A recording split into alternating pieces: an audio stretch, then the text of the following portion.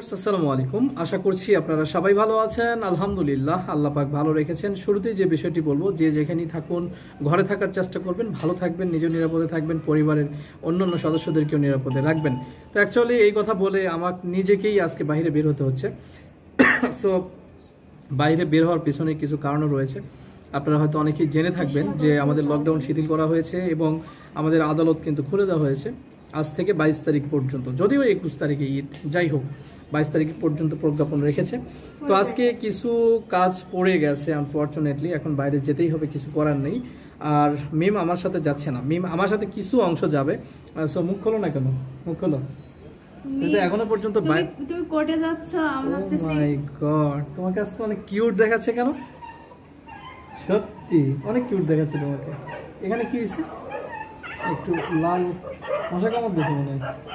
তো যাই হোক, আমার ডাক্তারের কাছে নিয়ে যাচ্ছি। আচ্ছা, ডাক্তারের কাছে নিয়ে যাব। আমি বলি এখন যে বিষয়টা, সেটা হচ্ছে ও যাবে খালাবাড়ি। তো খালাবাড়ি আমাদের বাসা থেকে একদম কাছাকাছি। সুন্দর লাগতেছে। আচ্ছা ভাই, এই জন্যই প্রশংসা করতে নেই, দেখুন অবস্থা আমি খোঁচাবে শুধু। সো যাই হোক, মাঝে মাঝে আপনারা কিন্তু এরকম ওয়াইফের প্রশংসা করবেন, দেখবেন যে তার একদম খুশিতে গুলুগুলু হয়ে যাবে। আমি জানতেছি আমার সুন্দর লাগলো কি আছে, না লাগলো কি আছে, তাই না? তো যাই হোক, ও খালাবাড়ি যাবে আর সালিম কিন্তু বাড়ি নেই। মূলত এর কারণেই ও বাসায় থাকতে চাচ্ছে না, বাড়ি বলতে বাসায় সালিম নেই, যার কারণে মিমও থাকতে চাচ্ছে না। সালিম চলে গেছে খালাবাড়ি গতকালকে। এখন আমি যদি কোর্টে চলে যাই তাহলে মিম একদম বাসায় একা হয়ে যাবে, যার কারণে ও কিন্তু, হ্যাঁ তুমি আমার চেয়ে লম্বা। Okay, thank you so much. So যার কারণে মিম কিন্তু খালাবাড়ি চলে যাচ্ছে। তো যাই হোক, আর কোনো কথা নেই, আমরা এখন বের হব। মিমকে এইটুকু ওখানে রেখে তারপরে আমি বাসায় যাচ্ছি, কারণ ও হচ্ছে বিকালবেলা আসবে। আর ও বলতেছিল যে চল আমার সাথে কোর্টে যাই, কোর্টে যাবো ঘুরতে। আজকে কোর্ট প্রথম খুলতেছে, তো আজকে তো রাস্তাঘাটে সব জায়গায় অফিস আদালত খুলতেছে, রাস্তাঘাটে তো অনেক জ্যাম হবে। আর যেহেতু কিছু হইলে তো আমারও হবে, তারপর আমি যাবো না। আচ্ছা ঠিক আছে, কোনো সমস্যা নেই। তো আমি এখন চলে যাচ্ছি, আপনাদের সাথে থাকুন। আর দেখতে পাচ্ছেন আসলে একটু আগে বাসায় ব্যাক করেছি, এখন বাসায় ব্যাক করেছি আমার মনে হয় 4:30টার পরে। সো এই ব্যাক করার মধ্য দিয়ে কত কিছু হয়ে গেল, যেটা কি বলবো, বলে বোঝানো মুশকিল। আর এখানে ওই যে দেখতে পাচ্ছেন মিম মিম মিম, সো দেখতেই পাচ্ছেন ওকে টাকাটাকি করতেছে, ও শুনতেছে না। আর এর মধ্যে কি ঘটে গেছে সেটা বলছি। আর ওই যে কবুতরের যে বিষয়টা, আপনারা জানেন যে রহস্যময় কবুতর, আর সেই কবুতরের রহস্যের জট আসলে খুললো কিনা, বা সেই কবুতরের এখন কি অবস্থা, আমরা সার্বিক বিষয়ে আপনাদেরকে জানাবো। আপনারা অনেকেই হয়তোবা এই বিষয়টা নিয়ে অনেক সালিম কাজ করতেছে। এই কাজ হচ্ছে এখানে ব্যালকনিতে 2 দিন যাবত বলতে গেলে আমরা পরিষ্কারই করিনি, রেখেছিলাম। তো আজকে পরিষ্কার করতেছি। আগামীকালকার কোনো আগামী 2-3 দিন আমরা কবুতর ছাড়বো না, কারণ রেগুলার দেখা যায় 2-3 দিন। আচ্ছা যাই হোক, সমস্যা নাই, 2-3 দিন পর ইনশাল্লাহ আবার ছাড়বো। আশা করি কোনো প্রবলেম হবে না এই সময়ের মধ্যে। তো সালিম পরিষ্কার করতেছে, দেখেন কষ্ট হচ্ছে সালিমের অবশ্যই, কারণ আমিও গোসল করে ফেলছি, ও গোসল করছে। তো ওকে বললাম যে, তো বলতেছে আচ্ছা ঠিক আছে আমি করতেছি, সমস্যা নেই। সালিম একটু সালিমের কাছে জানতে চাই যে সালিম নাকি কথা বলবে না, আশ্চর্য করে না কেন? সালিম কথা বলবে না? এই যে দেখেন ও এখানে শুয়ে শুয়ে মাতবাড়ি করতেছে। এক্সকিউজ মি, এদিকে তুমি তাকাবা না এদিকে? কারণ কি? এটা কেন ইচ্ছা? এটা নাকি ওর ব্যক্তিগত ব্যাপার, তাই নাকি? আচ্ছা ঠিক আছে, নো প্রবলেম। তো সালিম এদিকে তাকা, বুঝি না। তো যাই হোক, ওরা কেন আমার সাথে কথা বলতে ইচ্ছুক না সেটার কারণটা একটু পরেই বলতেছি। আর তার পূর্বে কবুতর সম্পর্কে আপনাদেরকে একটু আপডেট ওর মাধ্যমে দিতে চাই। তুই বলবি না কিছু ভাই? বলবি না? বলবে না, ও বলবে না। আচ্ছা ঠিক আছে, নো প্রবলেম। যাই হোক, শেষমেশ একটু জোর জবরদস্তি করে ওকে নিয়ে আসলাম ক্যামেরার মধ্যে। আল্লাহ প্লিজ এরকম করো না। যাই হোক, সারাদিন মোটামুটি অনেক ব্যস্ত ছিলাম আমি। তো ব্যস্ত থাকার পর বাসায় আসলাম। তো বাসায় আসার মাঝখানে একটু কি বলবো, যে মিমের সেই বিষয়টা নিয়ে কিছুটা মন খারাপ। আমি একটু রেগে গিয়েছিলাম একরকম। তো বিষয়টা কি আপনাদের কাছে একটু ব্যাখ্যা করি। কোর্ট থেকে আসার পর আমি মানে খালাদের বাসার সামনে এসে আমি দাঁড়াইছি যে আমি ওকে নিয়ে যাব। তো আমি ওকে ফোন দিছি, দিয়ে বলছি যে তুমি নিচে নেমে এসো, আমি মানে খালাদের বাসার সামনে তোমাকে নিয়ে যাব। তো বলছে আচ্ছা ঠিক আছে। তো আসলো, আসার পরে বাইকে চড়ে মোটামুটি অর্ধেক রাস্তা পর্যন্ত আসছি। এখন বলতেছে তো বাইকে আমি আসলাম তো সালিমও তো আছে, তো সালিমকে নিয়ে আসলে কি হইতো। তো এখন ও যে রিক্সাতে আসবে, ওর যে ভাড়া লাগবে, আমরা দুজন আসলে তো সে একই ভাড়াই লাগতো, তাহলে তুমি কেন আসলা নিতে। এই কথাটা শুনে আমি সাথে সাথে বাইক ঘোরাইছি। তো বলছে বাইক ঘোরাচ্ছ কেন? তো আমি বলছি তোমাকে রেখে আসতে। বলছে ঘোরায় না, তুমি বাসার দিকে চলো। আমি বলছি না, আমি ডাইরেক্ট ওখান থেকে আবার খাদের বাসার সামনে গিয়ে, হ্যাঁ রাস্তায়, ঠিক হ্যাঁ রাস্তা মানে লিংক রোড আর কি, বাসার সামনে। হ্যাঁ ও নামতেছে না, বাইক থেকে নামতেছে না। আমি বলছি নামো, নামছে। এখন আমি কি করবো? তো আমি বলছি যে এবার তোমরা দুইজন মিলে একসাথে আসো, ভাড়া একজনেরও যেহেতু যা, দুইজনেরও তাই, সুতরাং এবার তোমরা দুইজন একসাথে আসো। এখন আমি রাগটা কেন করছি সেটা একটু বলে নিই। আর সেটা হচ্ছে আমি বাইরের খাবার, এখন তো যেহেতু করোনা পরিস্থিতি, বাইরে খাওয়ার প্রশ্নই আসে না। এমনিতেও সব জায়গার অবস্থাই খারাপ, কোর্ট কাছারিতে সবসময় অনেক হিউজ ক্রাউড থাকে। আমি সকালবেলা নাস্তা করে গেছি, ওখানে গিয়ে শুধু পানি খাইছি। আর আমার চেম্বারে বড় আপু, সে হচ্ছে 7 আপ খাওয়াইছে, খালি পেটে তো 7 আপ খাওয়া যায় না, বিস্কিট খাওয়াইছে, 7 আপ খাওয়াইছে। সব দোকানপাট বন্ধ, ক্যান্টিন ম্যান্টিন যা ছিল সব কিছু বন্ধ, কারণ জানেন যে এই সময়ে কোর্ট খুলে দেবে, এটা তো আমরা আশাও করিনি। তো আমার এমনিতে প্রচুর ক্ষুধার্ত, তো আমি ভাবলাম যে ওর কাছে চাবি থাকলে আমি ওকে আগেই বলতাম যে তুমি বাসায় চলে যাও, গিয়ে রান্না, মানে জাস্ট ভাতটা দরকার ছিল, তরকারি আসি ফ্রিজে, তোর কাছে চাবি ছিল না।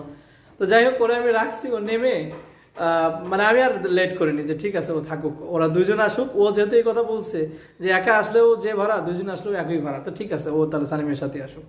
আমি বাসায় আসছি, বাসায় এসে জাস্ট কি বলবো, ফ্রেশ হয়ে আমি ভাত তুলে দিয়ে আমি গোসল করতে গেছি। তো গোসল করতে গেছি, তো আমি আবার মানে মনে হলো যে একটু শব্দ হলো দরজায়, তো আমি ভাবলাম যে দেখি, তো হালকা একটু খোলা মানে লাগানো ছিল। হ্যাঁ না লক করিনি, আমি জানি তো ওরা আসবে। আমি ভাবলাম যে বাথরুমের মধ্যে আবার যদি দেখা গেল যে বারবার কলিং বেল দিয়েই যাচ্ছে, আমি যদি শুনতে না পাই। সো আসলো, আসার পরে বেচারি ঘরের মধ্যে গিয়ে চুপ করে আসে। তো আমি আমার গোসল টোসল সেরে যথারীতি ভাত টাত খাইতে বসলাম।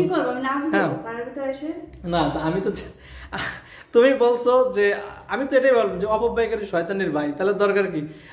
দুইজন মিলেই যেহেতু আসা যাচ্ছে একই ভাড়াতে, তাহলে ওরা দুই ভাই বোন একসাথে আসুক, এটা ছিল পরিস্থিতি। তো বাসায়, হ্যাঁ সো বাসায় আসার পরে মানে এই মানে সবকিছু মোটামুটি ঠিক আছে। আমি বলতেছে যে আমি শপিং করবো, ঠিক আছে নো প্রবলেম, কবে করবা? বলছে অনলাইনে করবো, 900 টাকা অলরেডি এক জায়গায় আমি বুক মানে অর্ডার করছিলাম, ঠিক আছে ওকে নো প্রবলেম। আর তো বলছে আর আমি কোথায় যেন যাবে, জামদানি না আমি জানি না সঠিক, এরকম একটা কিছু বলছে। ও সরি, নিউ মার্কেট বলছে। কি বলছো? আচ্ছা নিউ মার্কেট না, কি বলছো? কোন মার্কেট? আমি বলবো না, আমি জানি না ও কোন মার্কেটের কথা বলছে। অনলাইনে কি করছো তুমি? রিসিপ্ট দেখাও। আর সত্যি বলতে আমি অনলাইনে কোনো কিছু করিনি, আমি একটা জিনিস পছন্দ হয়েছিল, বাট আমি জানি না ও কোন একটা মার্কেটের কথা বলছে আমাকে। হ্যাঁ আমি বলছি, তবে আমার বউ বসুন্ধরার কথা বলেনি, এটা আমি নিশ্চিত, বসুন্ধরার কথা বলেনি। যাই হোক, আর বসুন্ধরা মানে কি বলবো, যে এখন যে একটা অবস্থা, এর মধ্যে দিয়ে মানুষ মার্কেট করতেছে, আমি হতবাক হয়ে যাই। অনেক ইউটিউবাররা দেখলাম যে মার্কেট টার্গেট করতেছে, হ্যাঁ এই জিনিসটা আমি একটু দেখলাম। তো যাক, সমস্যা নেই, মার্কেট করতেই পারে। এখন আমার যে বিষয়, হ্যাঁ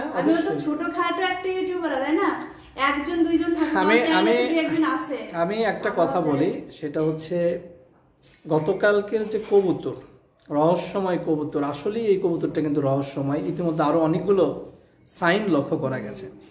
তো যাই হোক, সালিম ওখানে ছিল, ওখানে আবিদের একজন আরবি টিচার রয়েছে যে তাকে আরবি শিক্ষা দেয়। হ্যাঁ, আর আমাদের এই বাসাটা কিন্তু ওই ভাইয়ের কারণেই আমরা পাইছি। ওরা আবার আমাদের আশেপাশেই থাকে আর কি। হ্যাঁ হ্যাঁ, ওরা বাড়ি করবে স্বাভাবিক, কারণ হচ্ছে জায়গা তো ফেলে রাখবে না। তো সেই ভাইয়াটা আবার সালিমের কাছ থেকে এই ঘটনা শুনছে, শুনে বলছে তাহলে তুমি ওই কবুতরটা আমাকে দিও। তো সালিম সেই কবুতরটা দিয়েও আসছে, এত মানে হ্যাঁ দেওয়া হয়েছে। তো যাই হোক, এখন আমরা ওই বিষয় নিয়ে আর কথা বলতে চাচ্ছি না। আপনারা অনেকে অনেক ধরনের কথা বলেছেন, এই ঘটনাগুলো কিন্তু সত্য, এগুলো হয়ে থাকে অনেক সময়, যদি এগুলো বিশ্বাস করাটাও সঠিক না। আমি তো বিশ্বাস একদমই করিনি, একদমই না, আমার ওরকম মনেও হয়নি, বাট ওরা এসব বলতেছিল। তারপরেও আমি কসম, আমি হচ্ছে কালকে সারা ঘুমাইতে পারিনি, মানে ওদের জন্য, মানে আমি বিশ্বাস করি না কিন্তু ভয় তো পাই, তাই না? আমি সারা রাত খালি ভয় পাইছি। আর এমনকি আমি স্বপ্নও দেখছি, জানো, মানে কবুতর স্বপ্ন দেখিনি, বাট মানে একটা পশু পাখি স্বপ্ন দেখছি, বলবো না স্বপ্নের কথা। যাই হোক, তুমি তো জানো যে ভয় পাইছি। আর মানে আমি ভয় পাইছি বিষয়টা ঠিক ওরকম না। রাত 1:30 কি 2টা বাজে, তো জানলার 2 পাশটাই খোলা। এখন তো আমাদের বেডরুম জানেন আপনার একটু পরিবর্তন হয়েছে, তো এটা থেকে আমার কাছে কেন জানি মানে বাইরের দিকে পুরোটাই, আর আপনারা জানেন রাতের ঢাকা কিন্তু অন্ধকারাচ্ছন্ন থাকে না, আবসা আবসা আপনি দেখতে পারবেন, আলোর শহর, মোটামুটি অনেক কিছু দেখা যায়। তো আমি আমার মেমকে বললাম যে কোনো একটা সাইড খুলে রাখো। তো ভয় পাচ্ছিলাম, তারপর ও মনে হয় ভয় পাইছে, পরে ও নিজে উঠে গিয়ে হচ্ছে জানালা অফ করছে, পর্দা দিছে। তো যাই হোক, সেই বিষয়ে কবুতরের চ্যাপ্টার এখানেই ক্লোজ। রহস্যময় কবুতর রহস্য থেকে বের হয়ে আসুক। হ্যাঁ, আমরা যে বিষয়গুলো ভেবেছি এটা নাও হতে পারে, এটা ভুলও হতে পারে। আর দ্বিতীয়ত বিষয় হচ্ছে যে আমি আমি আমি এটা ভাবতেছি যে জীবনে কখনো অন্যের কবুতর আমাদের বাসায় আসুক, এটা আমি আর চাই না, কারণ এটা কি যে একটা টেনশন। অনেক কবুতর মাইরে মাইরে খাইছে ছোটবেলায়, তার জন্য বড়বেলায় আর কিছু করতে চাই না। আমি একটু অ্যাড করতে চাই, ওর কথাটা সত্য। আমি যখন ক্লাস 6, 7, 8-এ পড়েছি, আমার মনে হয় যে আমার জীবনে কম করে হলেও 100 কবুতর, অন্যের কবুতর আমি ধরছি ফাঁদ দিয়ে, সেগুলো বিক্রিও করছি। এগুলো নিয়ে অনেক অভিযোগও আসছে মার কাছে, আর মা তো অনেক মারছে আমারে, যে পরিমাণ মারছে আমার গ্রামে এরকম মার হয়তো খুব কম সন্তানই খেয়েছে বা কম ছেলে মেয়েরাই খেয়েছে।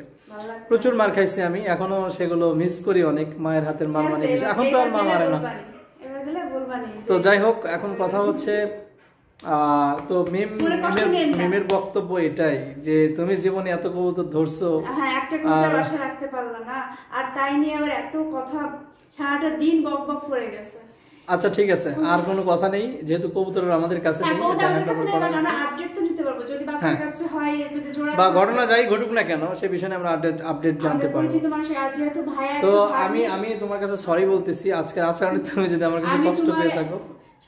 মানুষের কষ্ট দিয়ে যদি কেউ বলে সরি, আমার জীবনে আমি আজকে একটা record, it's a record definitely for me.